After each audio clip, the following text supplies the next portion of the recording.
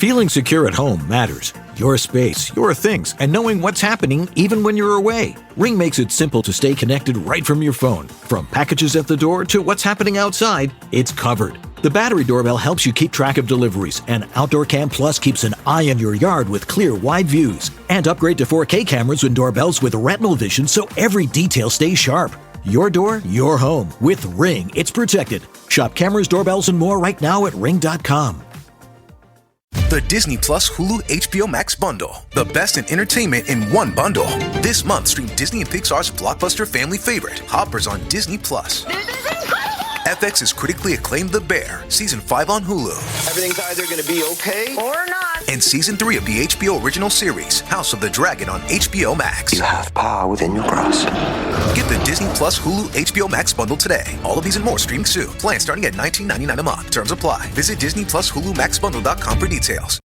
To get the Crime Writers on After Show right now, go to patreon.com/Partners in Crime Media. I'm Rebecca Lavoie, and this is Crime Writers On.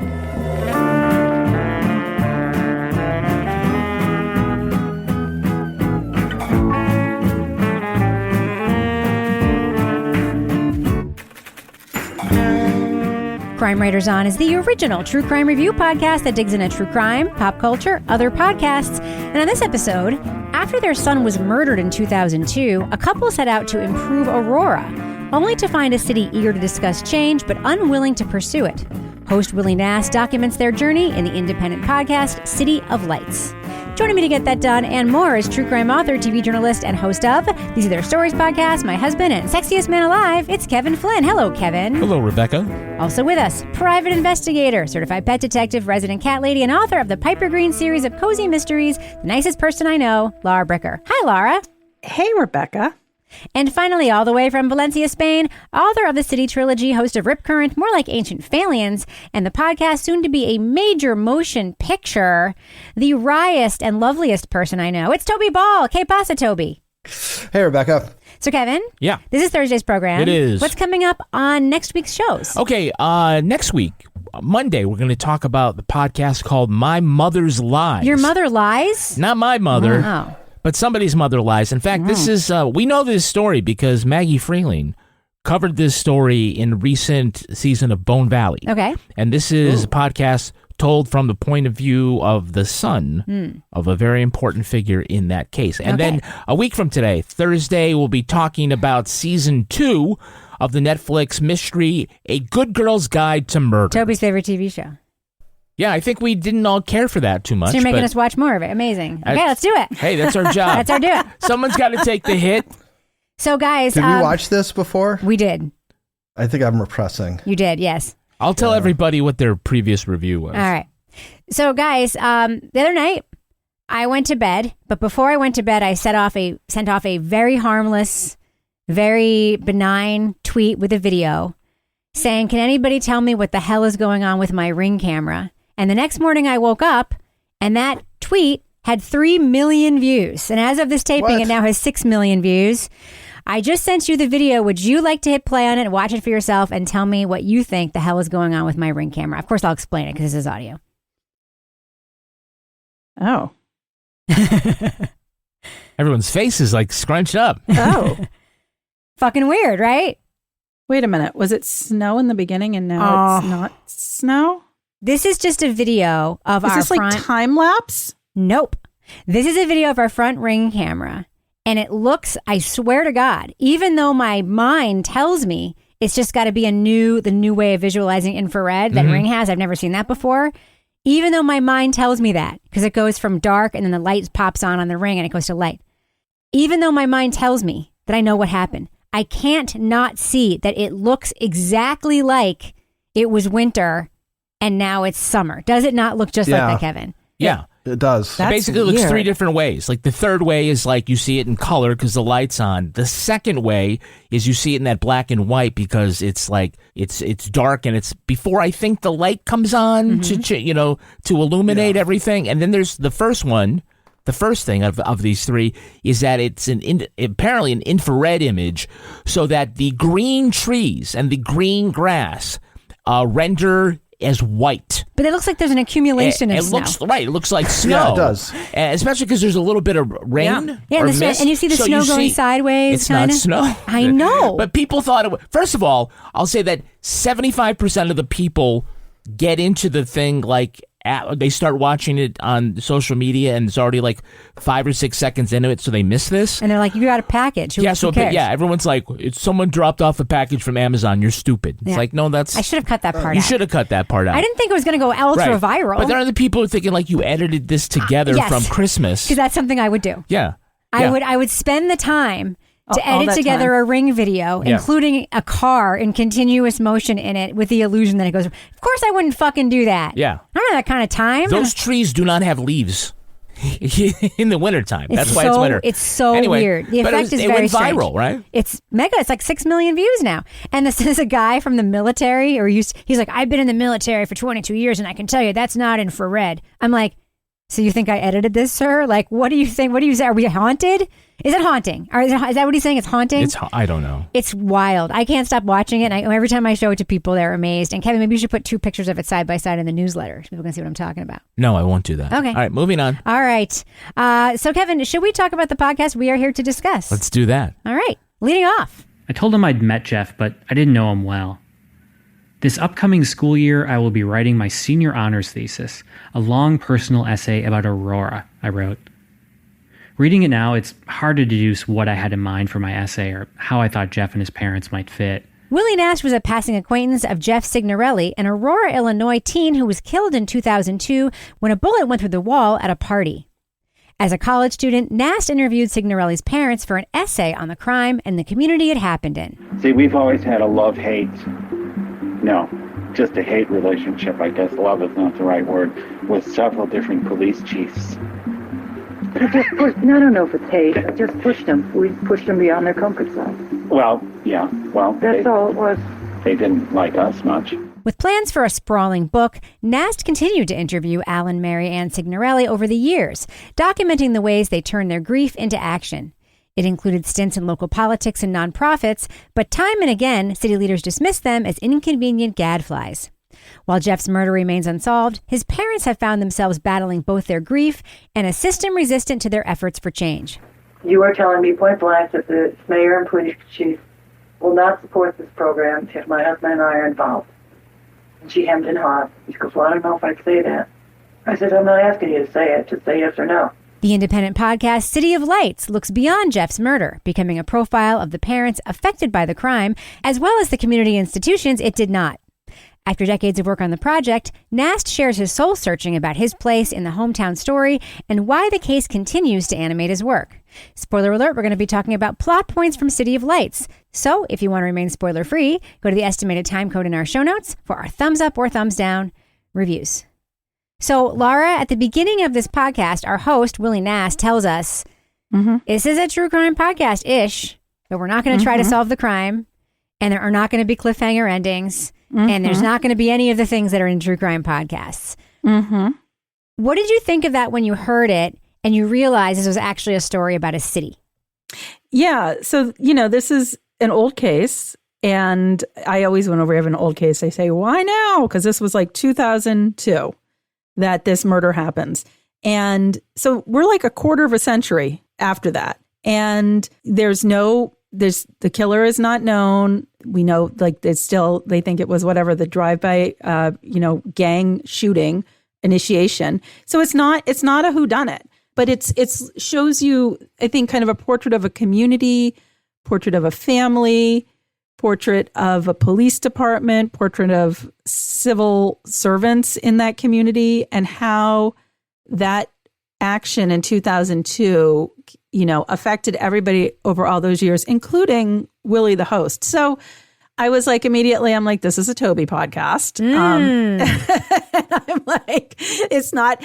So if you're looking for a true crime podcast that's going to be like moving along and like, you're like, ooh, what happens next? It's not that. It's a thoughtful look at the crime and its aftermath. So, Toby, there's an element in this podcast, which I very much liked, surprising myself, by the way, at how much I liked it, that is similar to something another podcaster said she was trying to do or said she was going to do or said she did.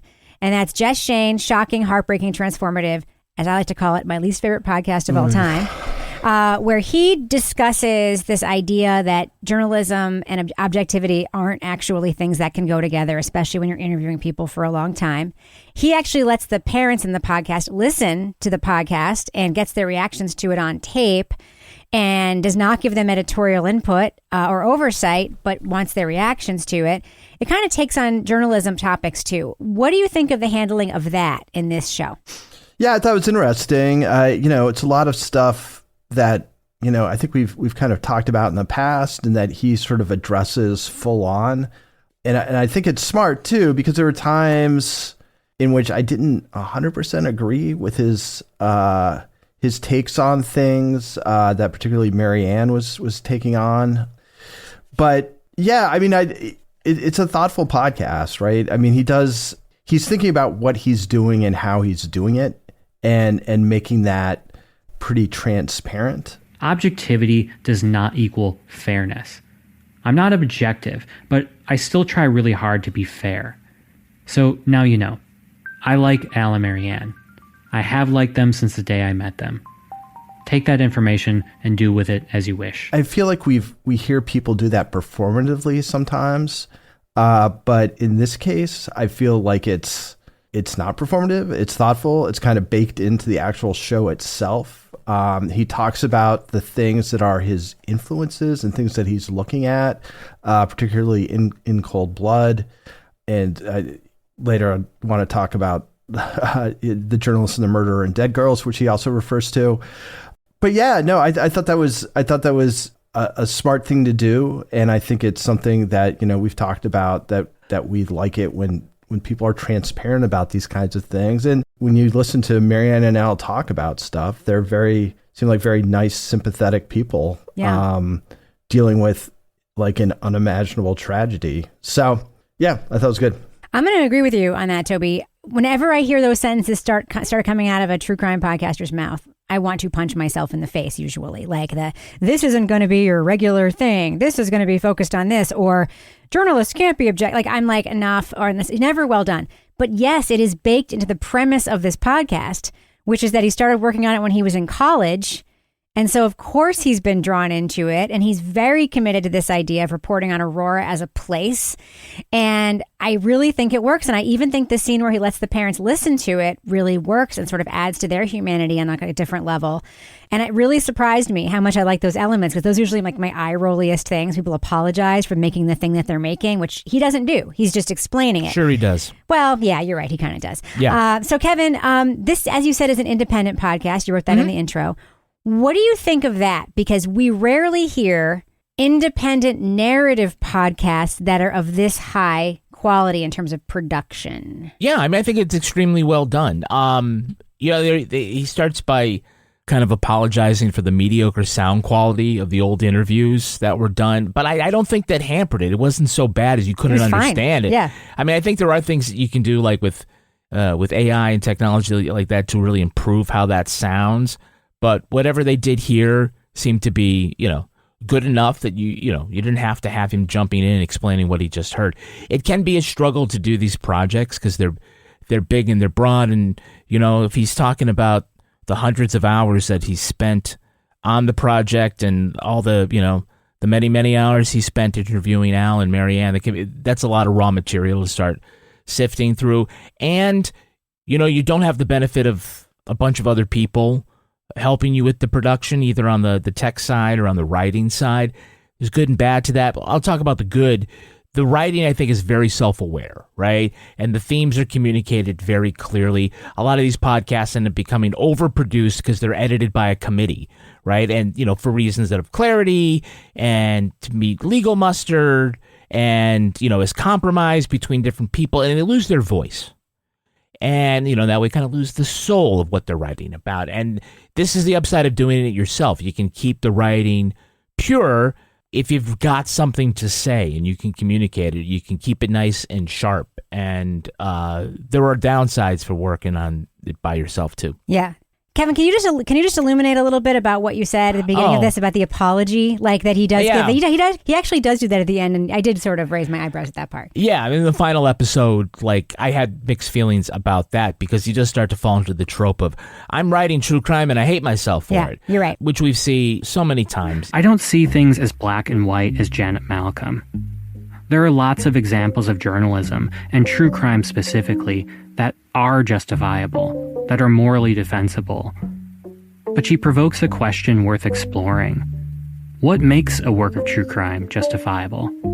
Can I justify this work of true crime that you're listening to right now? You either write it or you don't at this point. You either produce it or you don't. You don't congratulate yourself like the folks at Glass Podcast did last week for the fantastic editorial choices that they made. And like even the things that he cites is sort of not in cold blood, but some of the other works and like bringing in his friend who was a podcaster. We don't ask for absolution for writing your thing or, creating your art. I mean, if it's worth saying, then say it. That's a knock on it for me but it's a knock on, I knock everything on that. Yeah. Just to be clear. I agree with you. I agree with you, Kevin. I just sort of forgot about that. At this point, it's like, we're already here. It's fine. The two books she talks about are Journalist and Her Murderer by Janet Malcolm, which is really, really interesting, but I don't think really was an issue with this. It's really about the relationship between journalists and their subject, which I didn't find. The other thing is Alice Bolin wrote a book called Dead Girls, which we actually did on the deep dive, which I thought her critique was really pretty shallow of it. And I could see reading it and feeling as though you need to comment on it if you feel like that's like a legitimate part of the discourse. But she basically came in with a true crime is morally suspect or whatever, and then found examples that would kind of prove her case, and clearly not listened to a lot of podcasts because she claimed that a lot of stuff that was happening frequently did not exist. But yeah, I do feel like that kind of like sort of weird soul searching stuff, if I was advising on this, I would have been like, just cut that out. Like, yeah. The podcast is fine. You're right. You don't have to worry about that stuff. You're absolutely right. You're absolutely right. So, Laura, we've looked at a couple projects on this show. The three that come to mind are Murder on Middle Beach, the program, Adults in the Room. That sort of is a journalist reflecting back on work they did like in college or high school, like a long time ago, right? Having to pull some of that work out and look at it with us. Murder on the Middle Beach, I think, is the very best example of that that's ever been made because it's 4 episodes and the first episode is literally all footage he took when he was doing this for a college project. So this is another one where we are going way back in time. He's doing his thesis on Aurora and he goes to talk to these parents and he subjects himself and us to his old ass interview tapes. Yeah. Did that make you uncomfortable as a journalist? I was like, I would hate to hear my old interview tapes. Yeah. I'll tell you that, with my perky little voice when I was a little go-getter. It was, I definitely, I was listening to it and I was like, oh God, is this the whole podcast? Because there was definitely like the audio quality was, it wasn't great. And I was like, where is this going? When the police have said, yeah, we know about that, or we know who it is. Yeah, we're watching Yeah, we them. know who they are. We know where they live. We're watching them. And it's become kind of a standing joke. 5 years later, they're going, yeah, we know who he is. We know where he lives. We know what he's doing. We're watching him. It's like, how many years are we watching? Right. But I think what you get from that is, you really get a picture of the authenticity and sort of emotional level of commitment that Willy has to this story. He was 25 years old at the time. And, the murder had happened, a few years before. He thinks he's writing a book at one point. So, yeah, it was kind of, at first I'm listening like, oof, this audio is a little hard to listen to. I can't believe nobody helped edit this. And then I'm like, well, I think it gives that window into the long lifespan of this project and sort of that development of the story over years and years so that it's a very holistic, complete picture by the time we receive it. Yeah, Laura, I was going to say the other thing that I'll be critical of is that as far as the edit, it could have used a sharper edit, especially by someone with an ear for audio versus the page. I heard a lot of commas. You know, we're talking the way that it's set up. There are phrases within the sentence that compound, and it's like that's okay on the page, but people don't talk like that. I mean, M-dash asides. Yeah, things like that in different places. And there were a couple places where it kind of started to teeter, where we start off and he's at the library and he's going through, he's telling like every day that he's looking at, and I'm like, oh, dude, no, please stop doing this. July 3rd. July 4th. That's fine. Just get to it. And then there was the thing where we don't need to hear like the different streets that someone could have taken. So they wound their way through Aurora this way.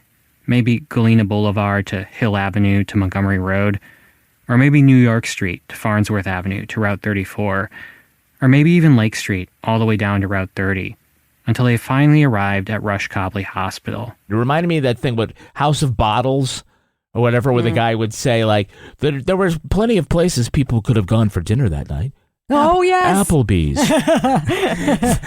TGI Fridays. Chili's. You know, it was just like, okay, you don't... Red Lobster. You don't need that. And I think like, and then there were the longer episodes as it went along. So I think it could have been tightened up, right? It's not fatal, but it's like, okay, how much municipal policy on dams do we need to hear in order to tell this story, right? You could have sort of got to the nugget of that. You know, we will not talk about sewers and sidewalks on our podcasts over at patreon.com/partners in crime media. It's the business section. I mean, if you like sidewalks and sewers, that's fine.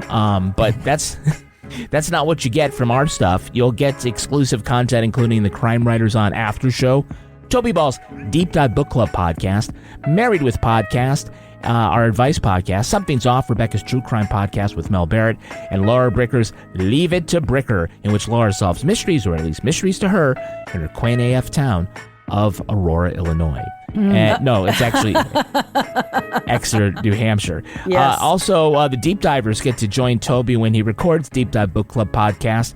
Toby, you just recorded your reviews, or I should say your discussions of The Other Side of Prospect. Who did you have on the panel? I had Josh Eaton, Sarah D. Bunting. Wow. And Mel Barrett. What a great panel. That's a great panel. I always like to call Sarah D. Bunting a True Crime's crossword champion. Oh, yeah? Is she good at crosswords? No, but she just got like a big vocabulary. She'll just all of a sudden throw stuff out. Yeah, she's got all the $10 words. He was perspicacious. Yeah. Exactly. Yes. That's right. We need another explication of, you can just say something else. It was very, very... Speaking of editing, come on, Sarah. All right. Another way to support us is we have an Amazon storefront where you can see some of our favorite things. Rebecca, what are this week's Amazon recommendations? Well, Kevin, I made a skincare video for the members of my YouTube channel with Mel because it was requested by people. I didn't just make it because it's a true crime show for no reason. And one of my skincare tips is that I don't wash my face before I go to bed usually, unless there's like too much gunk on my face, rub off my pillow, because it takes all the moisture out of my face. And somebody sent me a link to these Rice Water Bright cleansing facial wipes. Rice Water Bright. Which I have been using just to get the makeup off, whatever. These things are great. I love them. They're very affordable. They're like the cheap version of an expensive thing. Get 50 for like $9. I super love them, and it's my new favorite thing from Amazon. And Toby Ball, what are your listener-inspired Toby Ball's deep cut recommendations? All right, this is like a little new twist on something. It's the Pepperidge Farm Ginger Man cookies. Oh. It's not gingerbread men. It's Ginger Man. It's a Ginger Man. Cookies. Yep. 21 ginger cookies. I assume he's got red hair. 21 ginger cookies, 5-ounce bag. Amazing. That's a little bit racist, but go ahead, Toby. Isn't that what you call a ginger? I know. I used to work with a guy who hated it. He was ginger, and he was so upset anytime. And I was like, I know a lot of other red-headed people who don't get upset when people say that, but he took it very personally. Have you watched Flight of the Conchords? Yes. Yeah, of course. Yeah. Where Murray says he was bullied as a child by people calling him ginger balls. Anyway, number 2, Spamper pegboard. 4-pack of metal pegboard panels, black pegboards, wall organizer, tools pegboard storage system for workbench, garage tool storage. And I think it says office, but it gets cut off. fantastic. Thank you, Toby. You can shop us first when you go to Amazon. Go to amazon.com/shop/Crime Writers On. That's all easy to remember, right? Shop at Amazon, have Crime Writers On. Amazon.com/shop/Crime Writers On. We earn commissions on qualified purchases. Kevin, before we end this fine business section, do we have any Patreon patron saints of the week this week? Our Patreon patron saints are Suzanne Kinski and Krista Correa. Bless you. Suzanne and Krista, thank you so much for supporting us on Patreon. I say it all the time because it is completely true. Patreon, and those of you who have joined and support the show, is the reason why we can keep making this podcast. We are a very niche show. We make a little bit of money from ads, but not a lot. It's really our Patreon that helps fund the show. So if you like the show, you listen to the show, please consider joining us for $5 or $6 a month. You'll get tons of content. There's more than 1,000 episodes back there. Mm-hmm. And we make how many a month? 20-something a month? Oh, there's 20 episodes a month you could get? Yeah. It's a very, very good value Patreon for your dollar. All right, Kevin, does thus end our business section? Thus ends the business section. Feeling secure at home matters. Your space, your things, and knowing what's happening even when you're away. Ring makes it simple to stay connected right from your phone. From packages at the door to what's happening outside, it's covered. The battery doorbell helps you keep track of deliveries, and Outdoor Cam Plus keeps an eye on your yard with clear, wide views. And upgrade to 4K cameras and doorbells with retinal vision so every detail stays sharp. Your door, your home. With Ring, it's protected. Shop cameras, doorbells, and more right now at ring.com. The Disney Plus Hulu HBO Max bundle. The best in entertainment in one bundle. This month, stream Disney and Pixar's blockbuster family favorite, Hoppers on Disney Plus. FX is critically acclaimed The Bear, Season 5 on Hulu.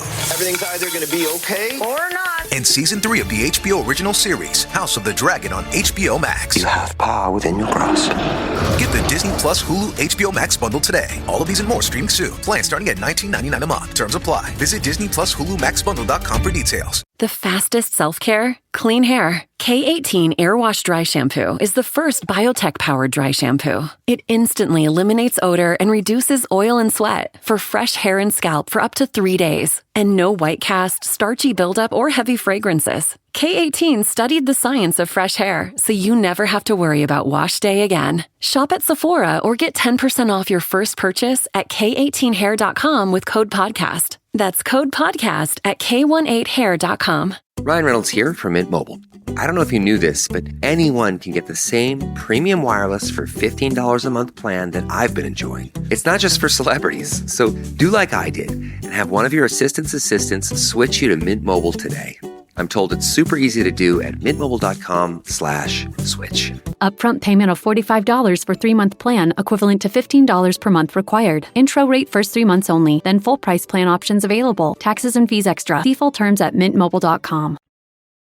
Laura, the podcast really focuses on sort of the failures of attempts by the parents to, sort of move on and make change in their community after their son's murder. But the failures of a city and little like systems in the city along the way that really kind of make their grief and their recovery worse in a lot of ways. And one of them is the hospital, where they go to the wrong hospital and they get treated like crap by the guy at the front desk. Another one is the victim advocate who ends up sort of getting pushed out of her job in favor of like this nonprofit that has no idea what it's doing. Another one is the city government, where Al is trying to run for something based on the historic district and he doesn't win, maybe because he doesn't like abortion. It's so fucking weird.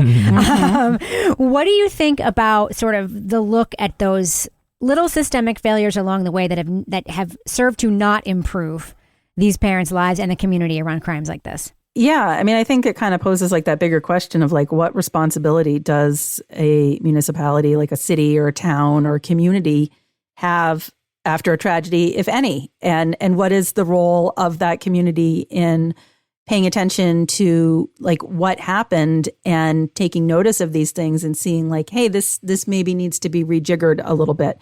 I really liked the part where we heard from the woman that became the, victim advocate and the struggle she went through trying to get acceptance by the police department, who really had no use for her when she first got there, and how she was just like, and she was a little bit out of the box. I mean, she honestly, admitted that. but how she would just wait them out. But I would get in and just say, you know, the officers would just kind of look at me and I'm just like, okay, so here's the ground rules. And they'd immediately sit up and it would be like, what? You're laying ground rules on my squad car? Here she is trying to provide a service, and that next level that should be working with her is resistant to her. So like there's one area that's really not working well in this overall system that, you know, comes to light in the context if you look at like that big flyover of this murder case and what the family experiences immediately after, then in the years after. Yeah. I'll say that woman, the out-of-the-box victim advocate person, she did sound kind of like a pain in the ass. I'm not going to lie. Yeah, no, I think she would have been hard to work with. Everybody tells their own story in a way that makes them look in the best light possible, right? And here she is talking about the passive-aggressive games she played with people who didn't understand her work instead of just like doing her work and making them understand it through the results of her work. She's like, oh, I'm allowed to talk now, am I? I'm like, yeah, no wonder they didn't want to hire you for that job. I don't blame them in some ways.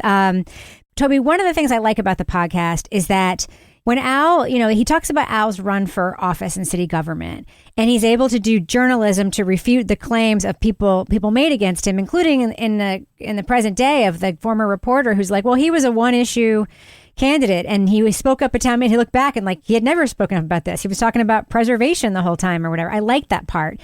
I think one of the ways that it sort of maybe doesn't work as well is in talking about, for instance, that victim advocate lady in like sort of an uncritical way, but also in looking at in Mary Ann's attempts to do activism and other reasons why it may not have worked out besides her, you know, the police not liking her. What do you think about their attempts to lead in the community and make change and the way the podcast handled those attempts?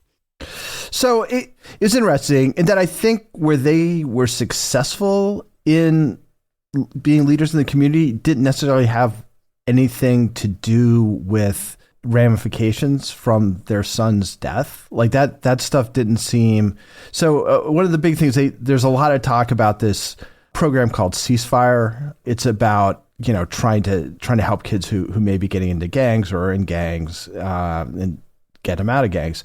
And so this was very similar to stuff that I was doing evaluation on when I was working at UMass Lowell. So I'm pretty familiar with these kinds of groups. And one of the things he does is he talks about how Mary Ann really wanted to be on the board of one of the sort of iterations of this program. And, you know, the woman, the former state rep who's running it, she's basically like, no, you know, we can't have you on because then the police won't be involved because you've been so critical of the police in the past. And you know, Willy, he sort of goes through this whole thing about, like, he sort of analyzes Mary Ann and what she would bring to it and stuff, and says that, you know, she's exactly the kind of member that you should have on that board. And I was like, well, that's not really the way it sort of works. Like, having been involved in these things, these organizations and their boards, there are like big dogs and there's little dogs, and the big dogs tend to be the groups that have the resources to actually make things happen. In this case, it's the police. So if you've got somebody on the board who's going to alienate the police or cause them not to participate, you know, no matter how sort of personally unfair it is to that person, you just can't have them on it because it's just going to destroy the whole program. You know, that was when I was saying earlier that I thought it was good that he'd sort of tipped his hand about where his sympathies lay. Like in this particular case, it's kind of one of those, you know, if you really feel strongly about this program, you're better off just stepping back and letting it run its course. Because by being involved, you're just, even if you have the best of intentions, it's going to kind of monkey wrench the thing. Yeah. So I guess, you know, in the end, like the ending scene where I can't even remember exactly what it was, but it was like recovering a piece of art. Like that seemed to be like where that family was being successful in being community leaders rather than things that were specifically around criminal justice or victims' rights or stuff like that. Yeah. Kevin, your thoughts on Al and Mary Ann? Oh, I think they're definitely the stars of the podcast, the emotional centers of the podcast, if you will. I would have liked to hear a little more about their relationship with each other and how this has affected them, but we do get to see them, I don't want to say grow, but how they change over the years. I mean, it's fantastic, that you have this old tape, because then you get more than one data point, right, on where they are. And so they are engaging, and, you are really rooting for them. They are eager to talk about their son. They're eager to talk about their, their failures and successes within the community. Again, feel like, obviously it's their perspective, and I feel like there's a couple of things there like, really? But that's what you get when you have people telling their side of things. But yeah, I mean, you just got to really love these folks, and it isn't sort of till the end where I think it's the first time where Mary Ann has a real emotional answer to something. I don't want to say like it's been a brave face for 20 years of these interviews, but just sort of asking about joy and everything's going along, and then like really thinking about that, she breaks down. And I think it's a powerful moment in the podcast. Yeah. You know what my favorite parts of the podcast were? What? When they were talking about the city council stuff and everyone kept calling that guy dumb as a post. Yeah. And then I actually, for some reason, I really liked that. That's off the record, but that's not how off the record works. That's off the record. Off the record, the guy's dumb as a post. But I'm going to use it anyway. I know. But like literally everybody that they talked to about this guy was like, well, he wasn't the brightest bulb on the tree. Well, yeah, he was fine. He seemed nice, but not very bright. He got more votes than you. It was so funny. Laura, the local politics angle. I mean, I found myself, it's funny because earlier I didn't remember the part I liked the least that happened, which was the, apologizing for making true crime part. Because when I ended the podcast, I just kept thinking about the gossip around local politics and how much I liked it, and this potentially nefarious plot to put this guy in office only to have him step back. And I'm like, that probably wasn't nefarious, but I love that everybody thinks it was. Right. Tell me more. I mean, you live in a town where political intrigue and people being dumb as a post is something that would be talked about and totally fair game. Yeah, no, I definitely was thinking, like, I love whenever we hear from like local reporters that, are covering towns and like on that beat. And I appreciated, the guy that started as a reporter, was there a long time. Then he got into politics, and then he was like an assistant, and now he's actually a politician. And, and that's the person that, gets into that role and then still thinks they're going to talk like a reporter when they talk to the reporter. But, they're actually a politician now. Right. And it's like, oh, I'm one of you. I came from where you came, and do. I appreciate when you have people that have that institutional knowledge about a community and about all the players in the community and the relationships between the people and who's, likes it. It really adds to that sort of patchwork of this community of Aurora in this story, but also just like local journalism. And, local journalism is something that's like near and dear to my heart. So anytime we can hear that highlighted, I love it. Yep. That guy was dumb as a post, as it turns out. I would love when I got quotes like that at a meeting or something. I'd be so happy. Same girl. Same. Yeah. Kevin, ultimately, do you think it matters that we didn't look at or hear about the murder at all?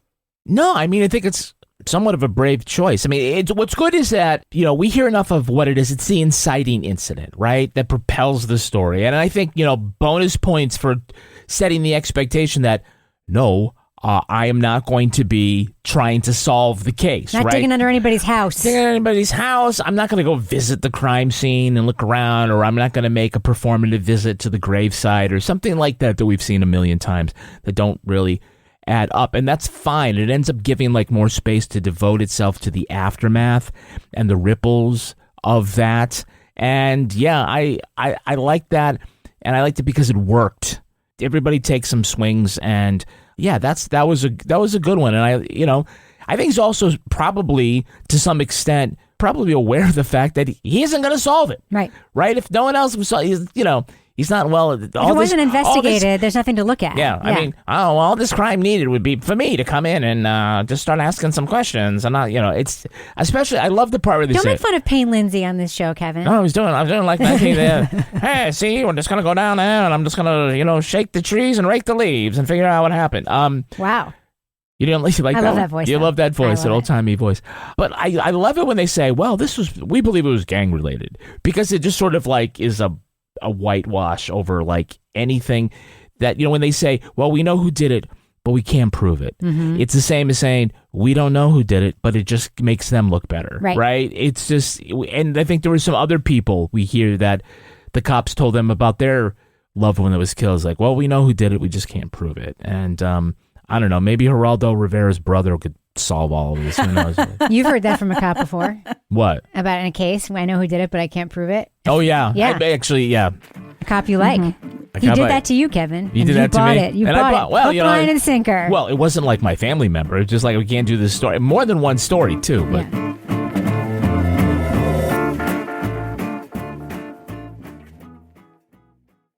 The Disney Plus Hulu HBO Max bundle. The best in entertainment in one bundle. This month, stream Disney and Pixar's blockbuster family favorite, Hoppers on Disney Plus.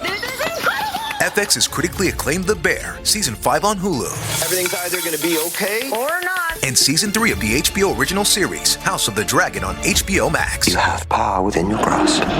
Get the Disney Plus Hulu HBO Max bundle today. All of these and more streaming soon. Plan starting at $19.99 a month. Terms apply. Visit Disney Plus Hulu Max Bundle.com for details. The fastest self-care? Clean hair. K18 Air Wash Dry Shampoo is the first biotech-powered dry shampoo. It instantly eliminates odor and reduces oil and sweat for fresh hair and scalp for up to 3 days. And no white cast, starchy buildup, or heavy fragrances. K18 studied the science of fresh hair, so you never have to worry about wash day again. Shop at Sephora or get 10% off your first purchase at K18hair.com with code PODCAST. That's code PODCAST at K18hair.com.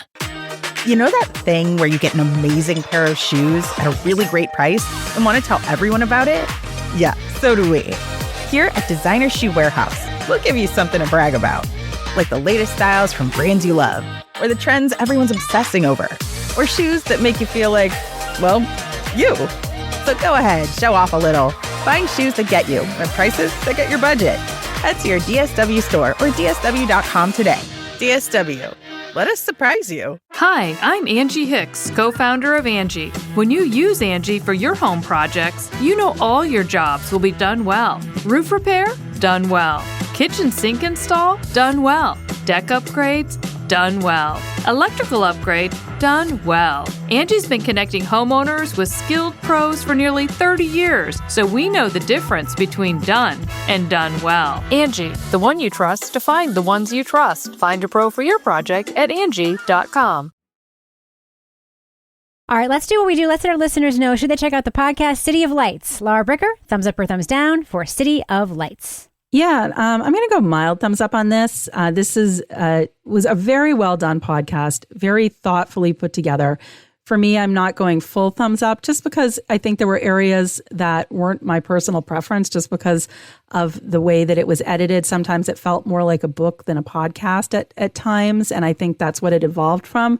But this was a, very unique true crime story in that the murder wasn't the focus of this. It was really kind of a portrait of a community, a portrait of grief among parents who have lost their child, and a portrait of a journalism career that began with this story many years ago and has been brought to this point by our host, Willy, who has been following this story for a very, very long time and brings that institutional knowledge and background for the case and relationship with the sources to this story. So there's a lot here. It's kind of like that old show City Confidential that sort of, offers a portrait of where the crime happened as well as the crime itself.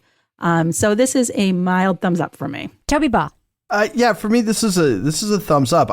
The fact that this is just basically one guy making this is pretty incredible. It's very thoughtful.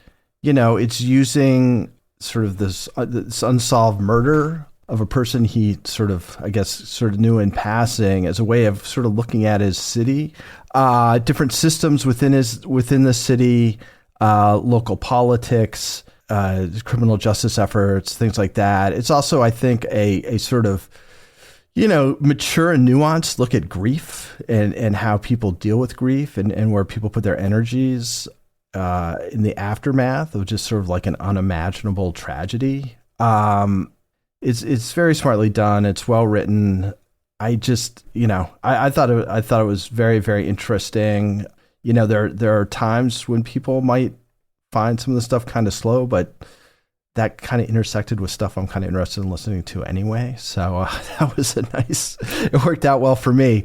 So anyway, I'm a thumbs up. I really enjoyed it. Kevin Flynn. Yeah, I'm a mild thumbs up on this. I like the podcast. I mean, it's a real achievement because it's a labor of love of one person that provides Willy the ability to really tell the story the way he wanted to, and he's an excellent writer. That comes through. The writing is self-aware. It's well directed, and it's kind of soulful. The podcast itself is a little gentle, heartwarming, and thoughtful in that way.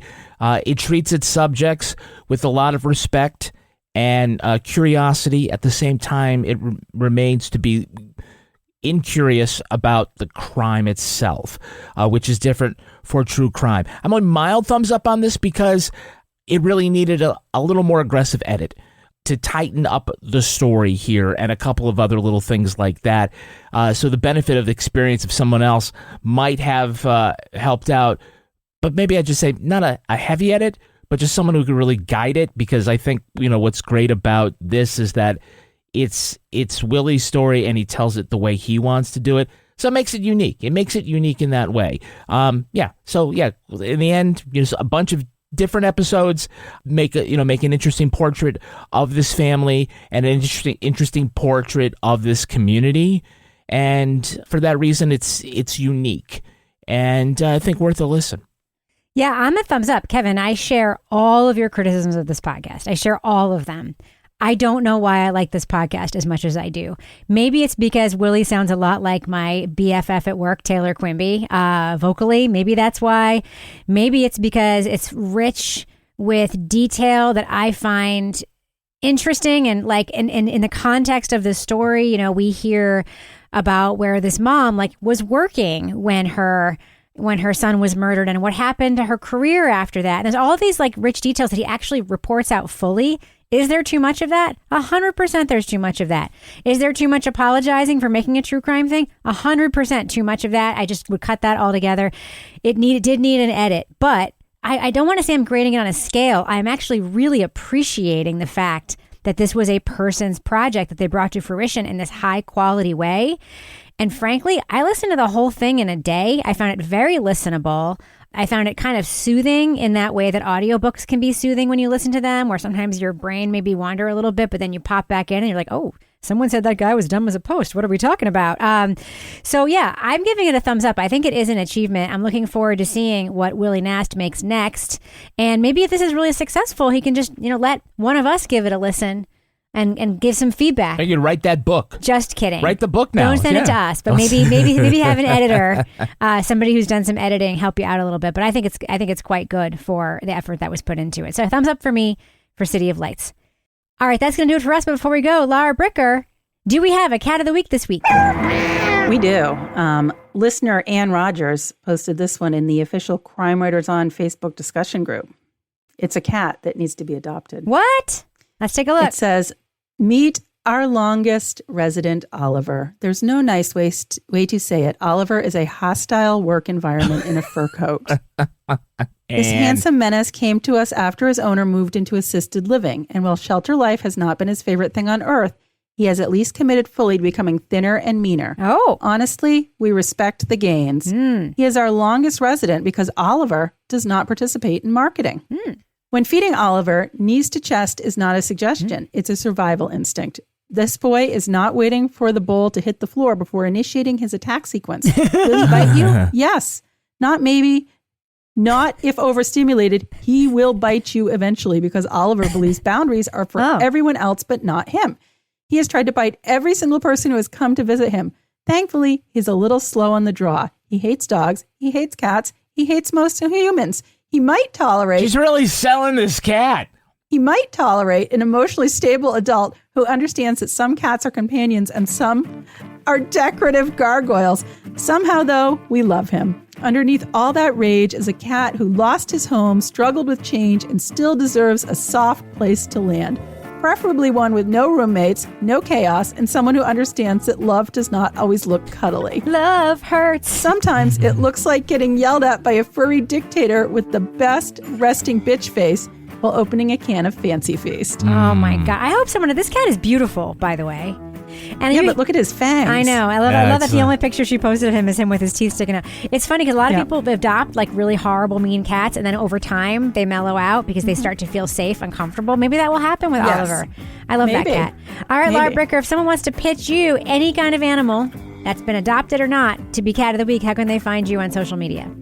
You can find me at Laura Bricker on Facebook and Facebook. You can find me at Laura Bricker on Instagram and Blue Sky. Yeah, and by the way, I think we get a lot of our cats from our Facebook group, so maybe join our Facebook group. We do. That's, I think, the best way to submit them. Toby Ball, how can you be found online?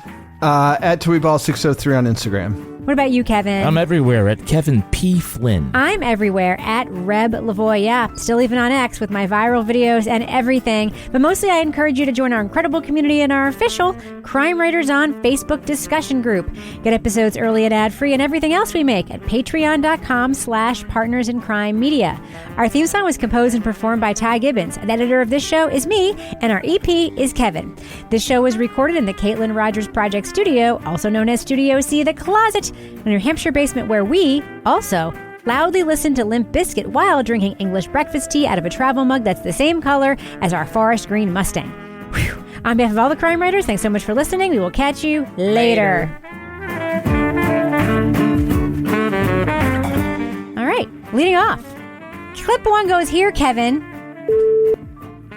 Willy Nast. You're so loving. Willy Nast was...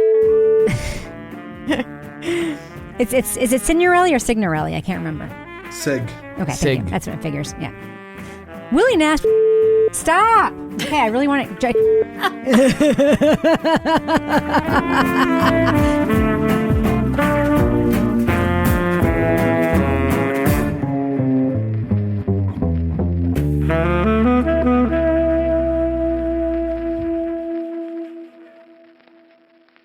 Partners in Crime Media.